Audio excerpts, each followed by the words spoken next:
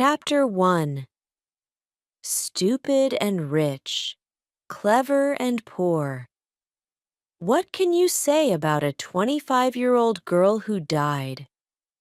You can say that she was beautiful and intelligent. She loved Mozart and Bach and the Beatles. And Tine. Once, when she told me that, I asked her who came first. She answered, smiling, like in the ABC. I smiled too, but now I wonder, was she talking about my first name? If she was, I came last, behaved Mozart, or did she mean my last name? If she did, I came between Bach and the Beatles, but I still didn't come first. That worries me terribly now. You see, I always had to be number one. Family pride, you see. In the autumn of my last year at Harvard University, I studied a lot in the Radcliffe Library. The library was quiet, nobody knew me there, and they had the books that I needed for my studies. The day before an examination, I went over to the library desk to ask for a book. Two girls were working there. One was tall and sporty, the other was quiet and wore glasses. I chose her and asked for my book. She gave me an unfriendly look. "Don't you have a library at Harvard?" she asked. "Radcliffe let us use their library," I answered. "Yes, preppy, they do." "But is it fair? Harvard has 5 million books. We have a few thousand." Oh dear, I thought. A clever Radcliffe girl. I can usually make girls like her feel very small. But I needed that damn book, so I had to be polite. "Listen, I need that damn book." "Don't speak like that to a lady, Preppy." "Why are you so sure that I went to prep school?" She took off her glasses. "You look stupid and rich," she said. "You're wrong," I said. "I'm actually clever and poor." "Oh no, Preppy," she said. "I'm clever and poor."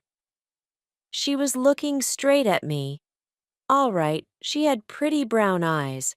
And okay, perhaps I looked rich, but I don't let anyone call me stupid. "What makes you so clever?" I asked. "I'm not going to go for coffee with you," she said. "Listen, I'm not going to ask you."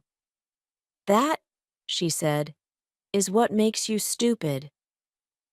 Let me explain why I took her for coffee. I got the book that I wanted, didn't I? And she couldn't leave the library until closing time, so I was able to study the book for a good long time. I got an A in my exam the next day. I gave the girls' legs an A too, when she came out from behind the library desk. We went to a coffee shop, and I ordered coffee for both of us. "I'm Jennifer Cavallari," she said.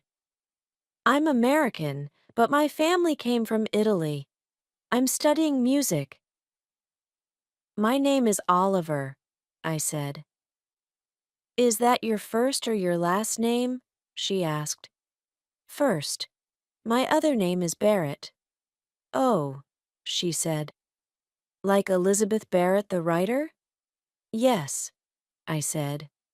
"No relation." I was pleased that she hadn't said, "Barrett, like Barrett Hall." That Barrett is a relation of mine. Barrett Hall is a large, unlovely building at Harvard University. My great-grandfather gave it to Harvard long ago, and I am deeply ashamed of it. She was silent. She sat there, half smiling at me. I looked at her notebooks. 16th century music?" I said. "That sounds difficult." "It's too difficult for you, Preppy," she said coldly. Why was I letting her talk to me like this? Didn't she read the university magazine? Didn't she know who I was? Hey, don't you know who I am? Yes, she answered. You're the man who owns Barrett Hall. She didn't know who I was. I don't own Barrett Hall, I argued. My great-grandfather gave it to Harvard, that's all. So that's why his not-so-great-grandson could get into Harvard so easily. I was angry now. Jenny, if I'm no good, why did you want me to invite you for coffee?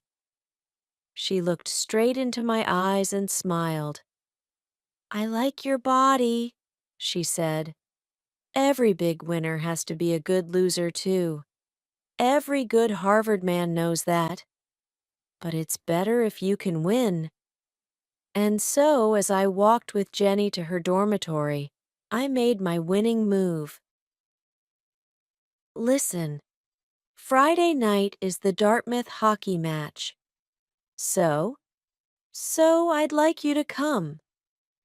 These Radcliffe girls, they really care about sport. And why? She asked. Should I come to a stupid ice hockey match? Because I'm playing, I answered. There was a moment's silence. I think I heard snow falling. For which team? She said. By the second quarter of the game on Friday night, we were winning 0-0. That is, Davy Johnson and I were getting ready to score a goal. The crowd were screaming for blood, or a goal. I always feel that it's my job to give them both these things. I didn't look up at Jenny once, but I hoped she was watching me. I got the puck and started off across the ice. Davy Johnson was there on my left, but I didn't pass the puck to him. I wanted to score this goal myself. But before I could shoot, 2 big Dartmouth men were after me. In a moment, we were hitting the puck and each other as hard as we could. You, said a voice suddenly. 2 minutes in the penalty box. I looked up. He was talking to me. What did I do? I asked. Don't argue. He called to the official's desk. Number 7, 2 minutes in the penalty box for fighting. Angrily, I climbed into the penalty box. Why are you sitting here when all your friends are playing? The voice was Jenny's. I didn't answer. Come on, Harvard. Get that puck, I shouted. What did you do wrong? Jenny asked. T tried too hard. Out there on the ice, Harvard were playing with only 5 men. Is that something to be ashamed of? Jenny, please, I'm thinking. What about? About those 2 Dartmouth men. When I get back onto the ice, I'll break them into little pieces. Do you always fight when you play hockey? I'll fight you, Jenny, if you don't keep quiet. I'm leaving. Goodbye. I looked round, but she had gone. Just then, the bell rang. My 2-minute penalty had finished. I jumped onto the ice again. Good old Barrett! Shouted the crowd. Jenny will hear them shouting for me, I thought. But where was she? Had she left? As I went for the puck, I looked up into the crowd. Jenny was standing there. I took the puck and went towards the goal line. 2 Dartmouth players were coming straight at me. Go, Oliver, go, knock their heads off. That was Jenny's voice above the crowd. It was crazily, beautifully violent. I pushed past one Dartmouth man. I knocked hard into the other.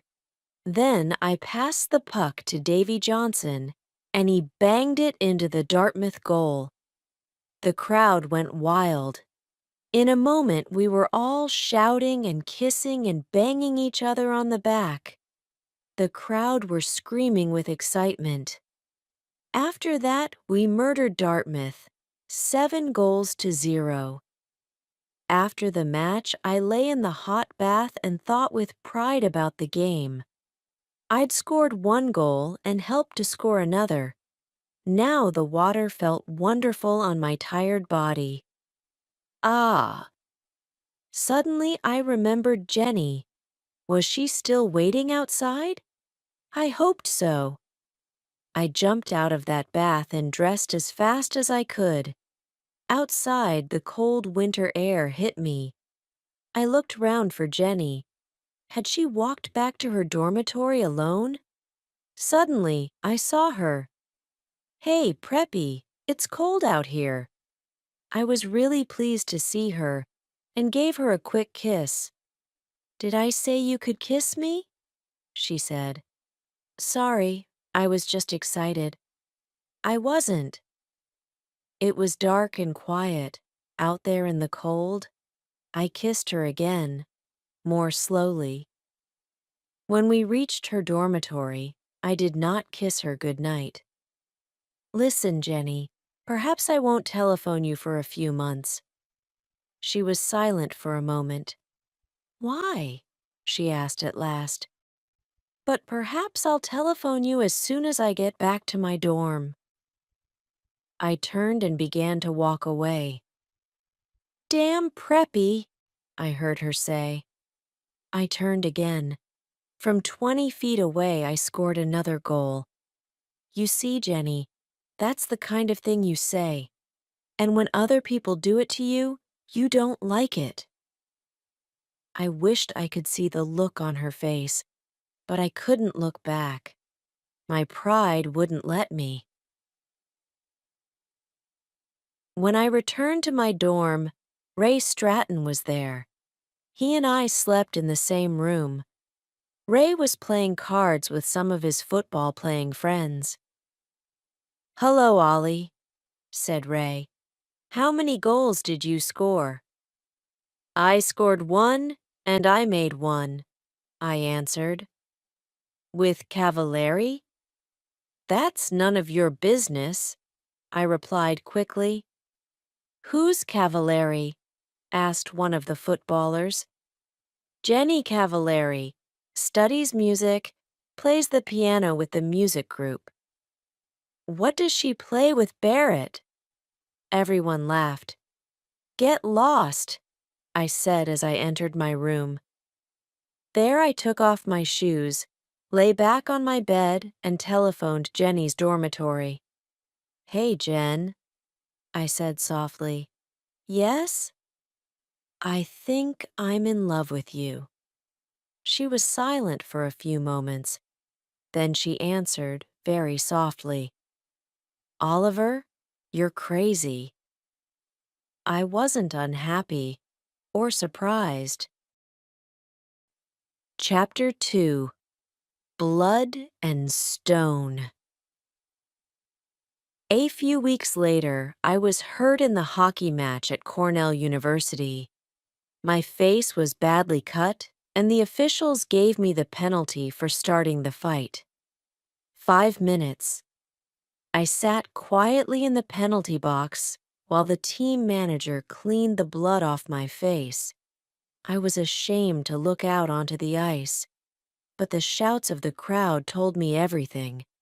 Cornell scored a goal. The score was 3-3 now. Damn, I thought. We're going to lose this match because of me. Across the ice, among the crowd, I saw him, my father, old Stonyface. He was looking straight at me. "If the meeting finishes in time, I'll come to Cornell and watch you play," he had told me on the phone. And there he was, Oliver Barrett III. What was he thinking about? Who could say? Why was he here? Family pride, perhaps. Look at me.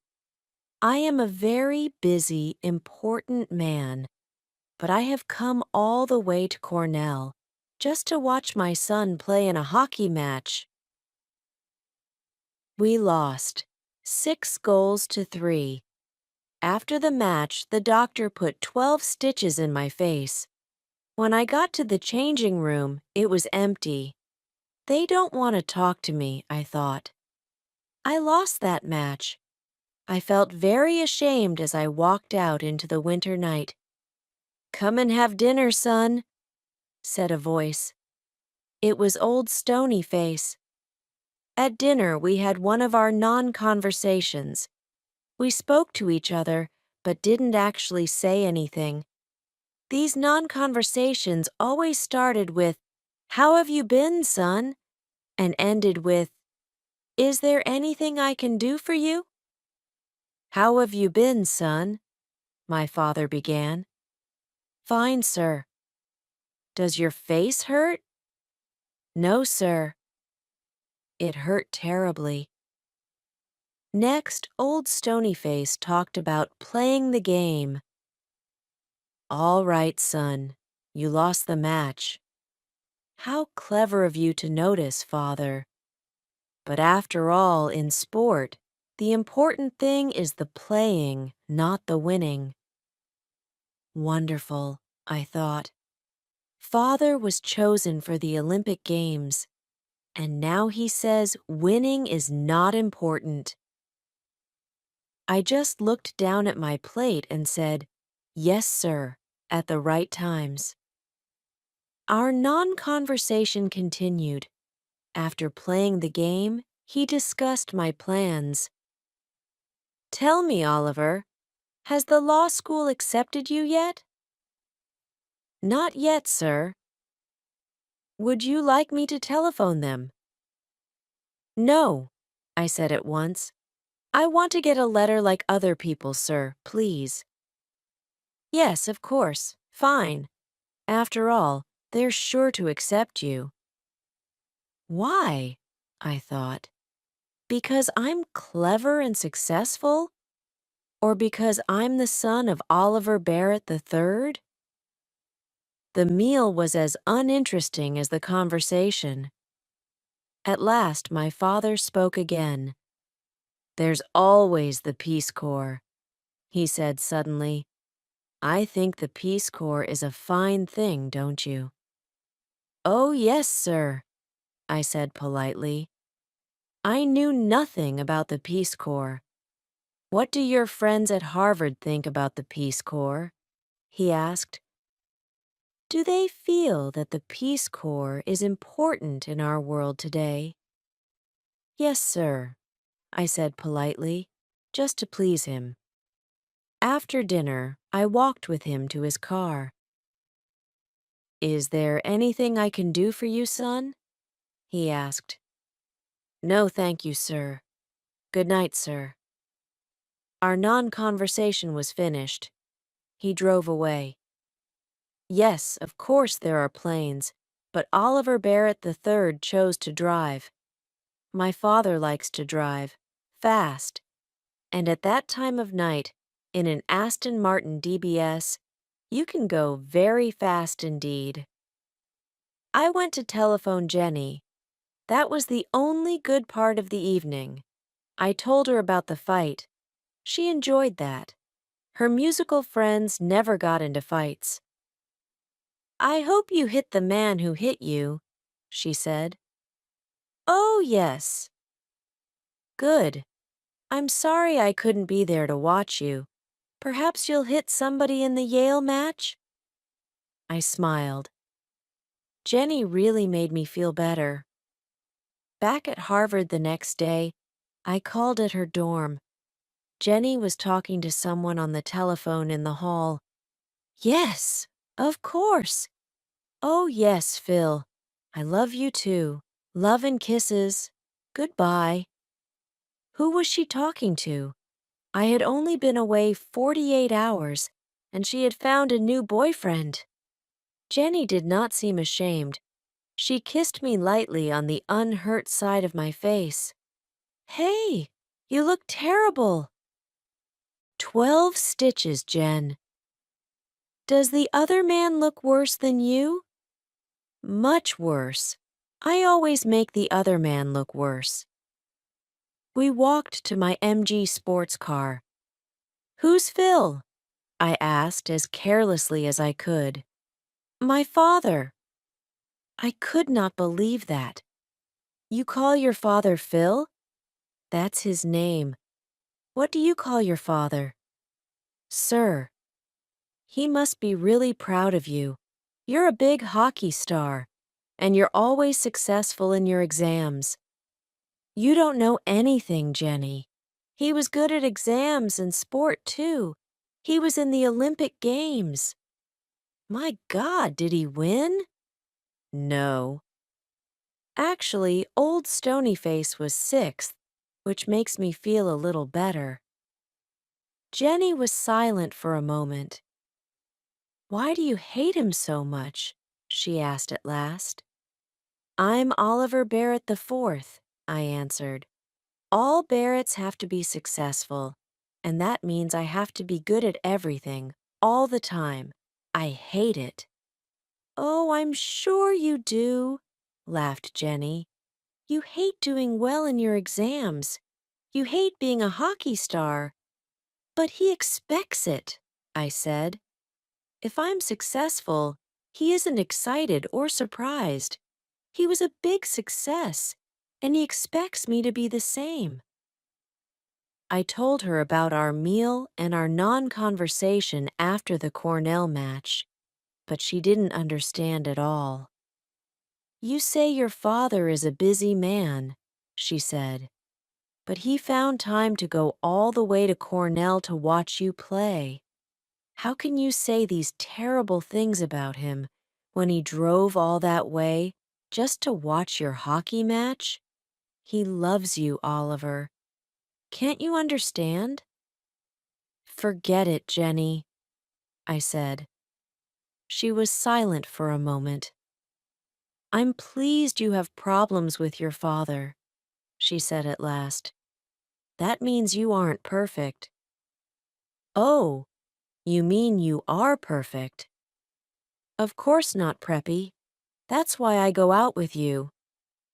Jenny loved to have the last word. Chapter 3. We belonged together. I had not yet made love to Jenny. In the 3 weeks we had been together, we had held hands.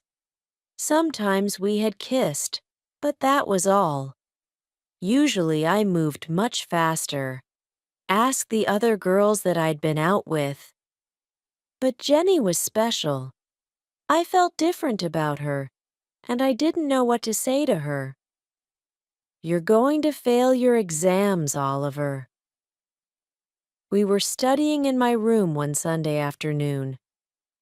Oliver, you'll fail your exams if you don't do some work. I am working. No, you aren't. You're looking at my legs. Only once every chapter. That book has very short chapters. Listen, you aren't as good-looking as all that. I know, but you think I am, don't you? Damn it, Jenny. How can I study when all the time I want to make love to you? She closed her book softly and put it down. She put her arms around me. Oliver, will you please make love to me? It all happened at once. It was all so unhurried, soft and gentle. And 7 was gentle too. Was this the real Oliver Barrett IV? Hey, Oliver, did I ever tell you that I love you? Said Jenny finally. No, Jen. I kissed her neck. I love you very much, Oliver. I love Ray Stratton too. He's not very clever or a wonderful footballer, but he was a good friend to me. Where did he go to study when I was in our room with Jenny? Where did he sleep on those Saturdays when Jenny and I spent the night together? In the old days, I always told him all about my girlfriends. but I never told him about Jenny and me. My God, Barrett, are you two sleeping together or not? Asked Ray. Raymond, please don't ask. You spend every minute of your free time with her. It isn't natural. Ray, when two adults are in love. Love? At your age? My God, I worry about you, I really do. Don't worry, Raymond, old friend. We'll have that flat in New York one day. Different girls every night. Don't you tell me not to worry, Barrett. That girl's got you, and I don't like it. That evening, I went to hear Jenny play the piano with the music group. You were wonderful, I said afterwards. That shows what you know about music, Preppy. We walked along the river together. I played okay, not wonderful, not Olympic Games, just okay. Okay? Okay, but you should always continue your music. Of course I will. I'm going to study with Nadia Boulanger, aren't I? Who? Nadia Boulanger. She's a famous music teacher in Paris. I'm very lucky. I won a scholarship too. Jennifer, you're going to Paris? I've never seen Europe. I'm really excited about it. I took her by the arms and pulled her towards me. Hey, how long have you known this? Jenny looked down at her feet. Oliver, don't be stupid. We can't do anything about it. After we finish university, you'll go your way and I'll go mine. You'll go to law school. Wait a minute. What are you talking about? She looked into my eyes. Ollie, you're a rich preppy. Your old man owns a bank. My father's a baker in Cranston, Rhode Island. And I'm nobody. What does that matter? We're together now. We're happy. Ollie, don't be stupid, she repeated. Harvard is full of all kinds of different people. You study together, you have fun together. But afterwards, you have to go back to where you belong. We belong together.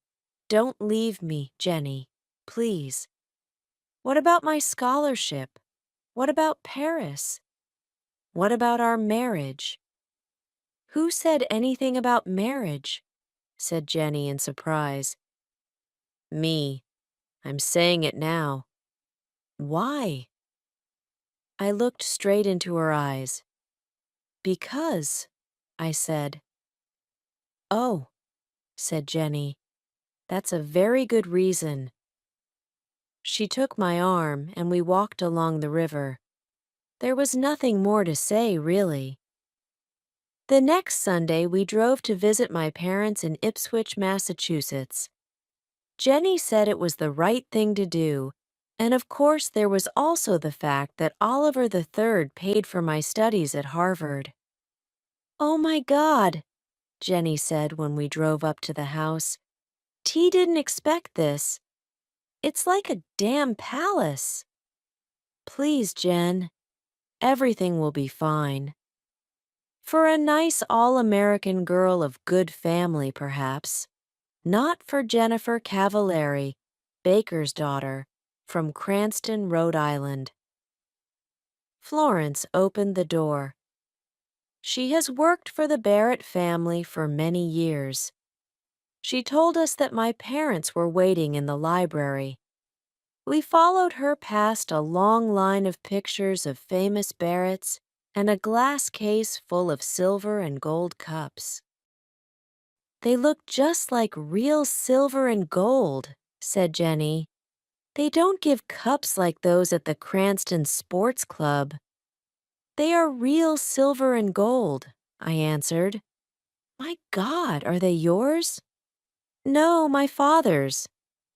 Do you have silver and gold cups too, Oliver? Yes. In a glass case like these? No, up in my room, under the bed. She gave me one of her good Jenny looks. We'll go and look at them later, shall we? Before I could answer, we heard a voice. Ah, hello there. It was old Stonyface. Oh, hello, sir. This is Jennifer. Hello there. He shook her hand before I could say her full name. There was a smile on his usually rock-like face. Do come in and meet Mrs. Barrett. My wife, Allison. This is Jennifer. Calvary, I said. For the first and only time, I got her damn name wrong. Cavallari, said Jenny politely. Mother and Jenny shook hands. All through dinner, Mother kept the polite small talk going. So your people are from Cranston, Jennifer? Said my mother. Mostly. My mother came from Fall River. The Barretts have factories at Fall River, said Oliver III. Where they cheated their workers for centuries, said Oliver IV. In the 19th century, said Oliver III. What about the plans to put automatic machines in the factories? Said Oliver IV. What about coffee? My mother said quickly. We moved back into the library. We sat there with nothing to say to each other. So I started a new non-conversation. Tell me, Jennifer, I said, what do you think about the Peace Corps? She looked at me in surprise. Oh, have you told them, O.B.? Asked my mother. It isn't the time for that, my dear, said Oliver Barrett III with an ask me look on his face. What's this, Father? I asked, just to please him. Nothing important, son. I don't know how you can say that, said my mother. She turned to me. Your father is going to be head of the Peace Corps. Oh, I said. Oh, said Jenny in a different, happier kind of voice. Well done, Mr. Barrett. She gave me a hard look. Yes, well done, sir, I said at last. Chapter 4. Two different kinds of father. Jenny, he isn't going to be president of the USA after all. We were driving back to Harvard. You still weren't very nice to him about it, Oliver. I said, well done. Ha, Oliver, why are you so unkind to your father? You hurt him all the time. It's impossible to hurt Oliver Barrett III. No, it isn't. If you marry Jennifer Cavald. Oliver, I know you love me. But in a strange way you want me because I'm not a suitable woman for a Barrett to marry. You are rebelling against your father. My father said the same thing a few days later when we had lunch together at the Harvard Club in Boston. Son, you're in too much of a hurry. The young lady herself is fine. The problem is you. You are rebelling and you know it. Father, what worries you most about her? That she's Italian or that she's poor? What do you like most about her? I'm leaving. Stay and talk like a man. I stayed. Old Stonyface liked that. He's won again, I thought angrily. Wait a while, son, Oliver Barrett III continued. That's all I ask. Finish law school. Why do I have to wait? I was rebelling now. Oliver, you are still J under 21. In the eyes of the law, you are not yet an adult. Stop talking like a lawyer, damn it. If you marry her now, You will get nothing from me. Father, you've got nothing that I want. I walked out of his club and out of his life. After that, I was not looking forward to meeting Jenny's father. She was his only child, and her mother was dead. She meant a lot to him. I could see a lot of problems there, and I was penniless. How is Mr. Cavallari going to feel, I thought, when he hears that young Barrett can't support his daughter? Worse, she will have to work as a teacher to support him while he is at law school. As we drove down to Cranston on that Sunday in May, I worried a lot about Mr. Cavallari's feelings. Tell me again, Jen. Okay, I telephoned him, and he said okay. But what does he mean by okay? Are you trying to tell me that Harvard Law School has accepted a man who doesn't know the meaning of okay? It isn't a word that lawyers use much, Jen. Just tell me again, please. He knows you're poor and he doesn't mind. Stop worrying, Oliver. Jenny lived on Hamilton Street. It was a long line of wooden houses with children playing in front of them, and whole families sitting on their front steps. I felt like a stranger in a strange land as I parked the MG outside 189A Hamilton Street. Mr. Cavallari's handshake was warm and strong. "How do you do, sir?" I said. "I'm Phil," he said. "Phil, sir." It was a frightening moment. Then Mr. Cavallari turned to his daughter. Suddenly they were in each other's arms, laughing and crying and kissing. I felt like a stranger. For some time I did not have to speak much. Don't speak with your mouth full, my family had told me when I was a child. Phil and his daughter kept my mouth full all afternoon. I don't know how many Italian cakes I ate. Both Cavallaris were very pleased. "He's okay," said Phil at last. "I told you he was okay," said his daughter. "Well, I had to see for myself. Now I've seen him. Oliver?" "Yes, sir?" "Call me Phil. You're okay." Later, Phil tried to have a serious talk with me. He thought he could bring Oliver Barrett III and Oliver Barrett IV together again. "Let me speak to him on the telephone," he said. "A father's love is a very special thing." "There isn't much of it in my family," I said. "Your father will soon realize," he began, "when it's time to go to the church."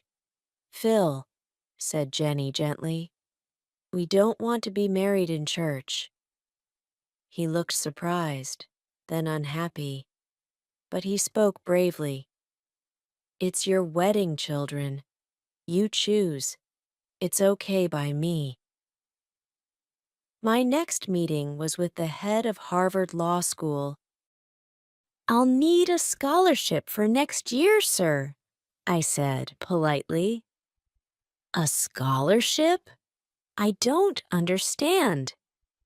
"Your father, my father, has nothing to do with it, sir.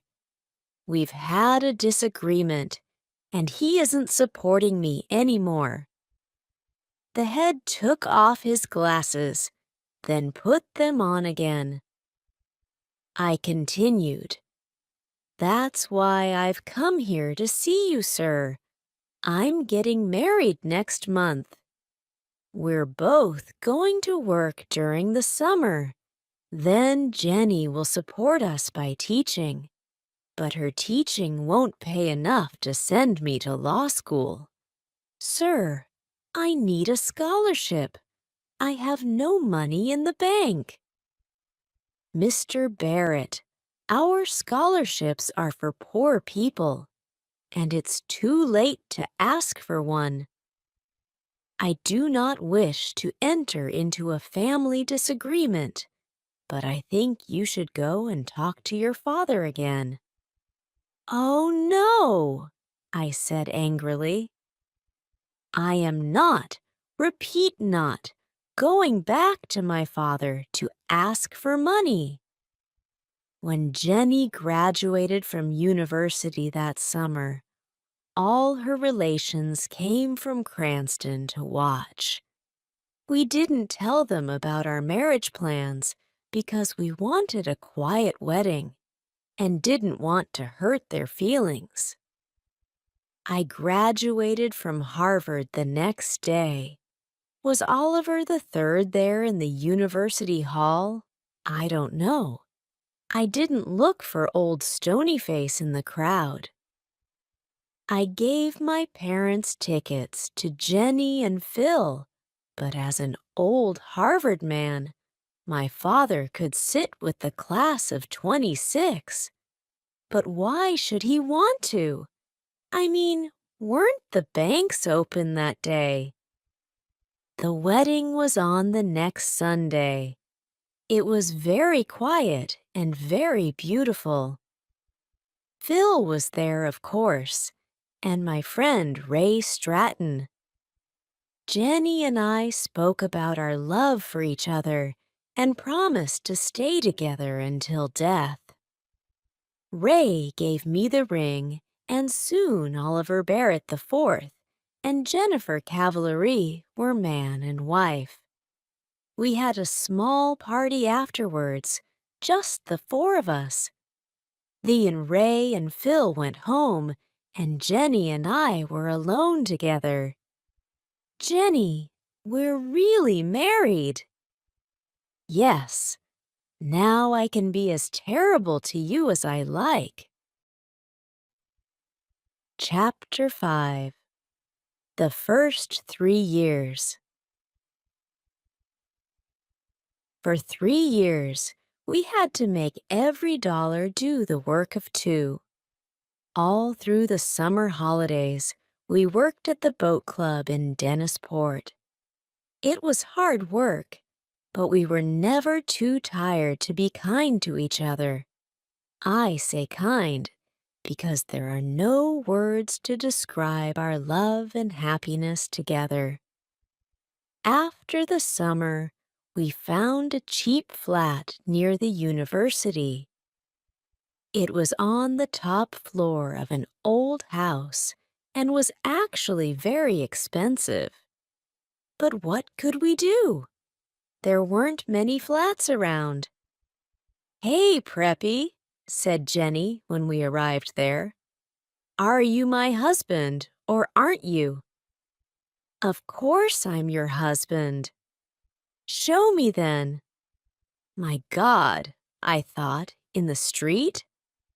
"Carry me into our first home." I carried her up the 5 steps to the front door. "Why did you stop?" she asked. "This isn't our home. Upstairs, Preppy." There were 24 stairs up to our flat, and I had to stop halfway. "Why are you so heavy?" I asked her. "Perhaps I'm expecting a baby." "My God! Are you? Ha! I frightened you then, didn't I?" "Well, yes, just for a second or two." I carried her the rest of the way. There were very few moments in those days when we were not worrying about money. Very few and very wonderful. And that moment was one of them. A food shop let us eat now, pay later, thanks to the Barrett name. But our famous name did not help us. In Jenny's work, the head of the school thought we were rich. "Of course, we can't pay our teachers very much," said Miss Whitman. "But that won't worry you, Mrs. Barrett." Jenny tried to explain that Barretts had to eat, just like other people. Miss Whitman just laughed politely. Don't worry, Jenny said to me. We'll manage. Just learn to like spaghetti. I did. I learned to like spaghetti, and Jenny learned lots of different ways of cooking it. With Jenny's pay from school and our money from our summer work and my holiday jobs, we managed. Our lives had changed a lot, of course. There was no more music for Jenny. She had to teach all day and came home very tired. Then she had to cook dinner. Restaurants were too expensive for us. There were a lot of films that we didn't see, and places and people that we didn't visit. But we were doing okay. One day, a beautiful invitation arrived. It was for my father's 60th birthday party. Well, said Jenny. I was in the middle of a thick law book and did not hear her at first. Oliver, he's reaching out to you. No, he isn't. My mother wrote it. Now be quiet. I'm studying. I've got exams in 3 weeks. Ollie, think. 60 years old, damn it. How do you know that he'll still be alive when you decide to forget your disagreement? I don't know, and I don't care. Now let me get on with my work. One day, said Jenny, when you're having problems with Oliver the Fifth, our son won't be called Oliver. You can be sure of that, I said angrily. You can call him Bozo if you like, but that child will feel bad about you because you were a big Harvard sportsman.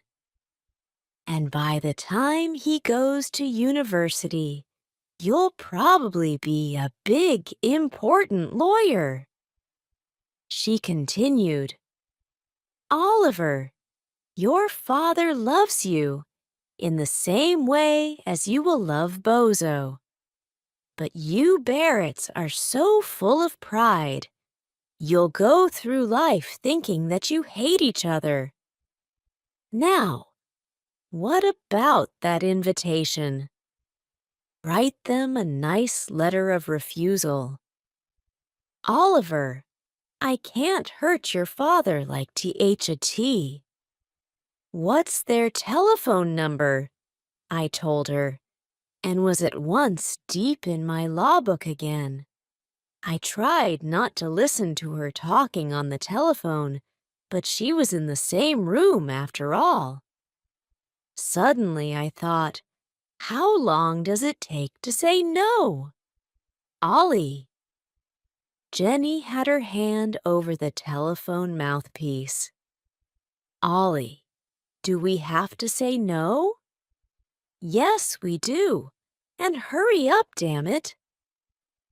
I'm terribly sorry, she said into the telephone. She covered the mouthpiece again and turned to me. He's very unhappy, Oliver. Can you just sit there and let your father bleed? Stones don't bleed, Jen. This isn't one of your warm, loving Italian fathers. Oliver, can't you just speak to him? Speak to him. Are you crazy? She held the telephone towards me. She was trying not to cry. I will never speak to him, ever, I said. Now she was crying, very quietly. Then she asked me once more. For me, Oliver, I've never asked you for anything, please. I couldn't do it. Didn't Jenny understand? It was just impossible. Unhappily, I shook my head. Then Jenny spoke to me quietly and very angrily. You have no heart, she said. She spoke into the telephone again. "Mr. Barrett, Oliver wants you to know." She was crying, so it wasn't easy for her. "Oliver loves you very much," she said, and put the telephone down quickly. I don't know why I did it. Perhaps I went crazy for a moment. Violently, I took the telephone and threw it across the room. "Damn you, Jenny! Why don't you get out of my life?" I stood still for a second. My God, I thought, what's happening to me? I turned to look at Jenny, but she had gone. I looked round the flat for her. Her coat was still there, but she had disappeared. I ran out of the house and searched everywhere for her. The law school library, Radcliffe, the music school. Was she in one of the music rooms? I heard somebody playing the piano, loudly and very badly. Was it Jenny? I pushed the door open. A big Radcliffe girl was at the piano. "What's the matter?" she asked. "Nothing," I answered, and closed the door again. Where, oh, where had she gone? I felt terrible. I searched the university, the streets, and the cafes. Nothing. Had she taken a bus to Cranston, perhaps?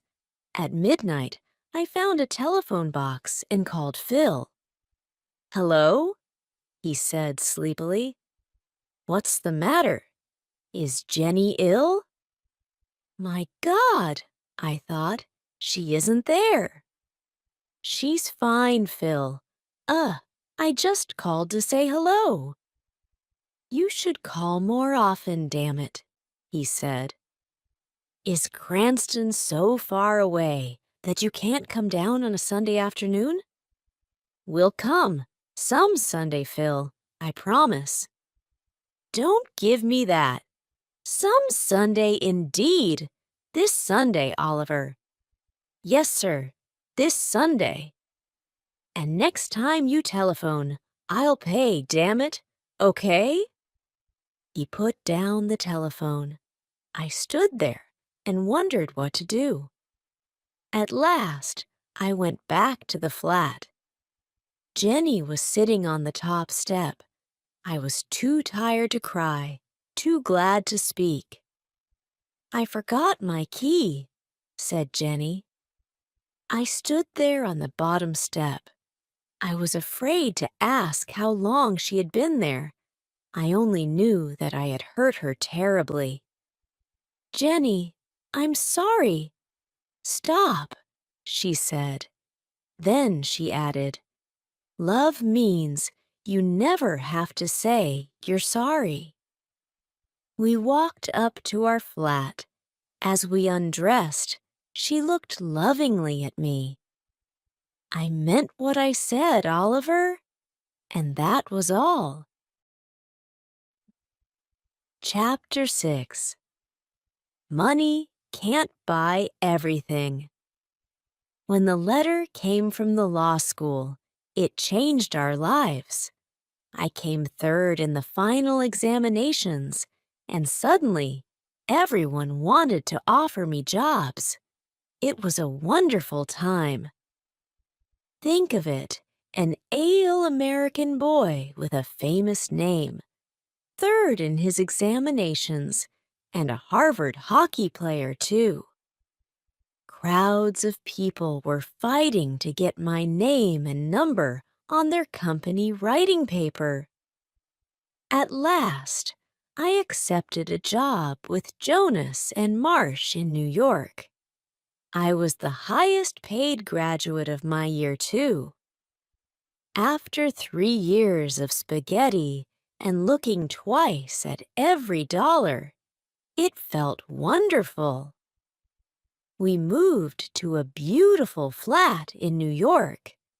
Jonas and Marcia's office was an easy 10-minute walk away, and there were lots of fashionable shops nearby, too. I told my wife to get in there and start spending immediately. Why, Oliver? Woman, you supported me for 3 years. Now it's my turn. I joined the Harvard Club of New York. Ray Stratton was working in New York too, and we played tennis together 3 times a week. My old Harvard friends discovered me once more, and invitations arrived. Say no, Oliver. I don't want to spend my free time with a lot of empty-headed preppies. Okay, Jen, but what shall I tell them? Tell them I'm expecting a baby. Are you? She smiled. No, but if we stay at home tonight, perhaps I will. We already had a name for our child, you know. I said one evening, I really like the name Bozo. You honestly want to call our child Bozo? Yes, it's the name of a big sports star. He'll be wonderfully big and strong, I continued. Bozo Barrett, Harvard's biggest football star. We had a name for our child, and we wanted him very much. But it's not always easy to make a baby, although we tried very hard. Finally, I became worried, and we went together to see a doctor. Dr. Shepherd checked everything carefully. He took some of our blood and sent it away for examination. We'll know soon, he said. A few days later, he telephoned me at my office and asked me to visit him on my way home that evening. Well, doctor, I said, which of us has the problem? It's Jenny, he said. She will never have children. I was ready for this news, but it still shook me. Well, I said, children aren't everything. Oliver, said Dr. Shepherd, the problem is more serious than that. Jenny is very ill. She has a blood disease. It is destroying her blood, and we can't stop it. She is dying, Oliver. I am very sorry. That's impossible, doctor, I said. I waited for the doctor to tell me that it was not true. Kindly and patiently, he explained again, and at last I understood the terrible words. Have you spoken to Jenny, doctor? What did you tell her? I told her that you were both all right. For the moment, it's better that way. I wanted to shout and scream at the unfairness of it all. Jenny was 24, and she was dying. What can I do to help, doctor? I asked at last. Just be natural, he said. Natural. I began to think about God. At first, I hated him. Then, next morning, I woke up and Jenny was there beside me. Still there. I was ashamed. Thank you, God, I thought. Thank you for letting me wake up and see Jennifer. Be natural, the doctor had said. I did my best, and all the time I was living with my terrible secret. One day, Mr. Jonas called me into his office. Oliver, I have an important job for you. How soon can you go to Chicago? You can take one of the younger men with you. One of the younger men. I was the youngest man in the office. I understood the message. Oliver, although you are still only 24, you are one of our top men. Thank you, sir, I said, but I can't leave New York just now. I had decided not to tell anyone about my troubles. I wanted to keep my secret as long as possible. I could see that old man Jonas was unhappy about my refusal. On the way home that day, I saw a notice in a travel shop window, "Fly to Paris." Suddenly, I remembered Jenny's words. What about my scholarship? What about Paris? I went into the shop and bought 2 tickets to Paris. Jenny was looking gray and tired when I got home. When I showed her the tickets, she shook her head. "Oliver," she said gently, "I don't want Paris. I just want you, and I want time, which you can't give me." Now I looked in her eyes and saw the sadness in them. We sat there silently, holding each other. Then Jenny explained. I was feeling terrible. I went back to the doctor and he told me, "I'm dying." Now I didn't have to be a natural anymore. We had no more secrets from each other. Now we could discuss things. Things that young husbands and wives don't usually have to discuss. "You must be strong, Oliver," she said. "For Phil, it's going to be hard for him. He needs your help." "Okay." "Okay, I'll be strong," I promised. I hoped Jenny could not see how frightened I was. A month later, just after dinner, Jenny was playing Chopin on the piano. Suddenly, she stopped. "Are you rich enough to pay for a taxi?" she asked. "Of course.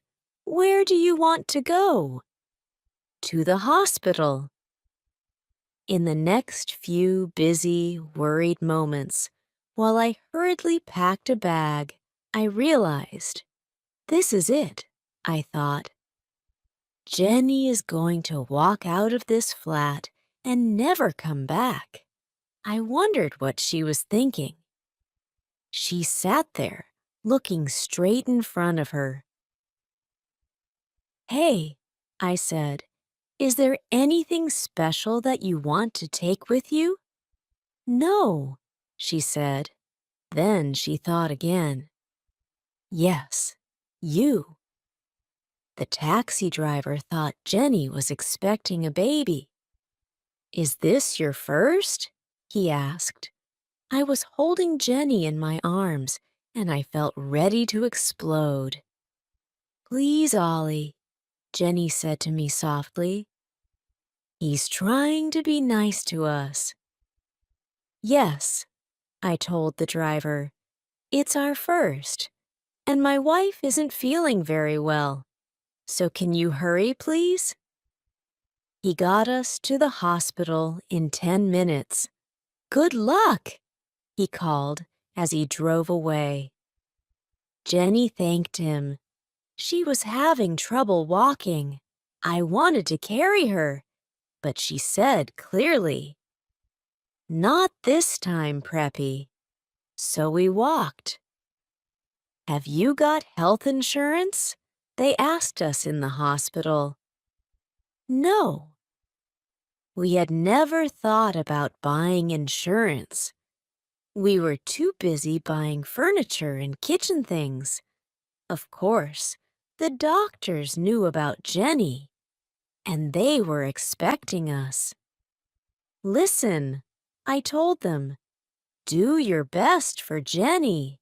I don't care what it costs.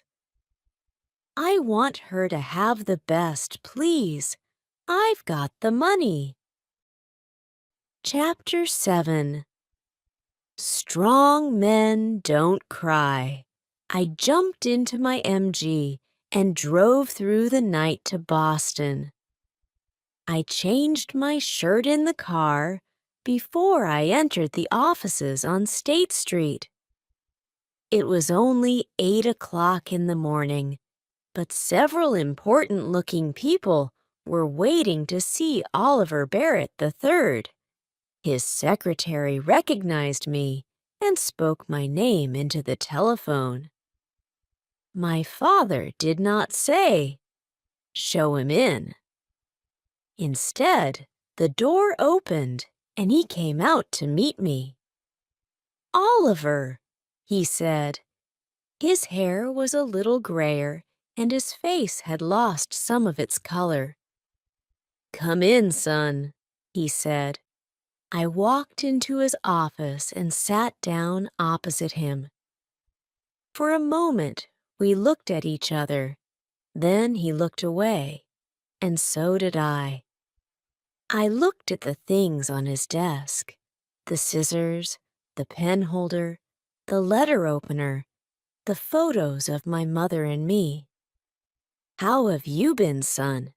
he asked. "Very well, sir. Father, I need to borrow $5,000.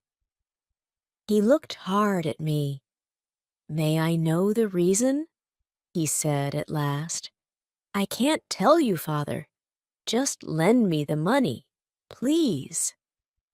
I felt that he didn't want to refuse or argue with me. He wanted to give me the money, but he also wanted to talk. "Don't they pay you at Jonas and Marsh?" "Yes, sir." So he knows where I work, I thought. He probably knows how much they pay me, too. And doesn't Jennifer teach, too? Well, I thought, he doesn't know everything. Please leave Jennifer out of this, Father. This is a personal matter, a very important personal matter. "Have you got a girl into trouble?" he asked quietly. "Yes," I lied. "That's it. Now give me the money, please." I think he knew that I was lying, but I don't think he wanted to know my real reason for wanting the money. He was asking because he wanted to talk. He took out his checkbook and opened it slowly. Not to hurt me, I'm sure, but to give himself time. Time to find things to say, things that would not hurt the two of us. He finished writing the check, took it out of the checkbook, and held it out towards me. When I did not reach out my hand to take it, he pulled back his hand and placed the check on his desk. He looked at me again. "Here it is, son," the look on his face seemed to say. But still he did not speak. I did not want to leave either, but I couldn't think of anything painless to say, and we couldn't sit there, wanting to talk, but unable to look at each other.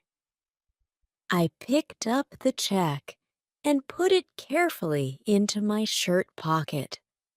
I got up and went towards the door. I wanted to thank my father for seeing me when several important people were waiting outside his office. If I want, I thought, he will send his visitors away just to be with me. I wanted to thank him for that, but the words refused to come. I stood there with the door half open, and at last I managed to look at him and say, "Thank you, Father." Then I had to tell Phil Cavillery.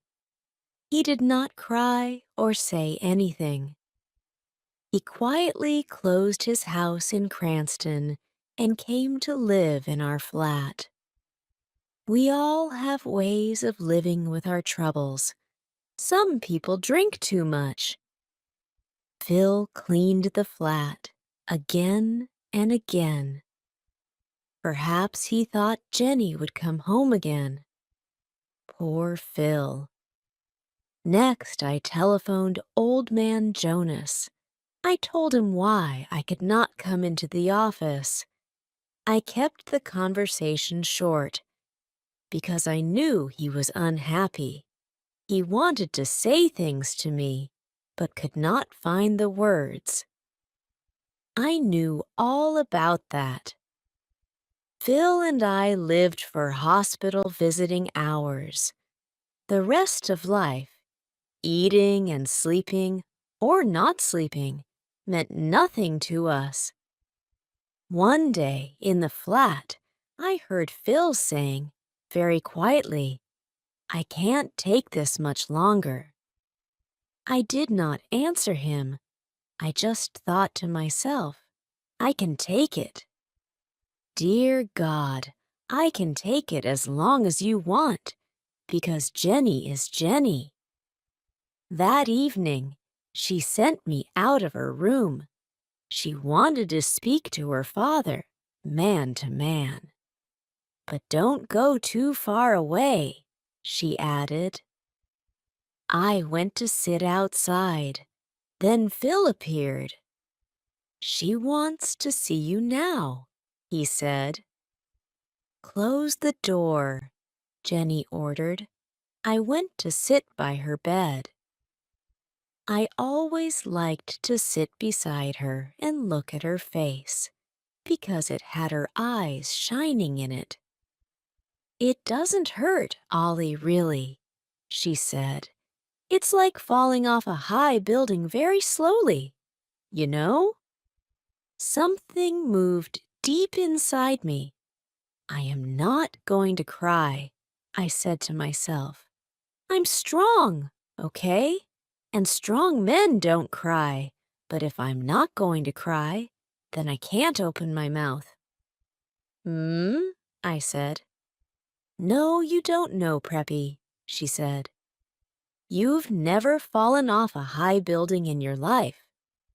"Yes, I have." My voice came back. "I did when I met you," she smiled. "Who cares about Paris?" she said suddenly. "Paris, music, all that. You think you stole it from me, don't you? I can see it in your face. Well, I don't care, you stupid Preppy. Can't you accept that?" "No," I answered honestly. "Then get out of here," she said angrily. "I don't want you at my damn deathbed." "Okay, I accept it," I said. "That's better. Now, will you do something for me?"